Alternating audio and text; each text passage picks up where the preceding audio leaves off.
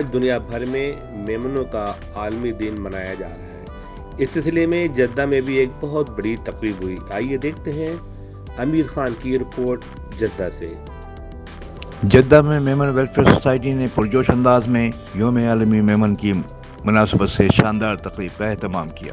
اس موقع پر جدہ، مکہ، مدینہ منورہ سے میمن برادری کے اہل خانہ نے بڑی تعداد میں شرکت کی۔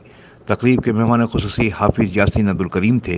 تقریب سے خطاب کرتے ہوئے سوسائٹی کے جنرل سیکرٹری طیب موسانی نے عالمی میمن ڈے پر مبارکباد دیتے ہوئے پاکستان اور سعودی عرب میں میمن برادری کی جانب سے کیے جانے والے امدادی کاموں کا خاص طور پر ذکر کیا۔ انہوں نے بتایا کہ اپنے ممبران کی مدد سے انہوں نے اسکولوں کے طلباء کی فیسوں کی ادائیگی، بچیوں کی شادی کے سلسلے میں مکمل مدد فراہم کی ہے، اور ہمیں فخر ہے کہ ہم پاکستانیوں کی جہاں بہتر انداز میں مدد کرتے ہیں۔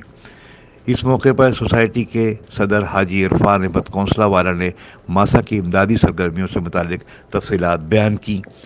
میمن ویلفیئر سوسائٹی اور انٹرنیشنل میمن آرگنائزیشن کے زیر اہتمام منعقدہ اس پروگرام میں جناب ڈاکٹر محمد چھاپڑا، محمد اسماعیل بدی نے خصوصی طور پر شرکت کی۔ اس موقع پر تمام عہدیداران نے مل کر میمن ڈے پر کیک کاٹا۔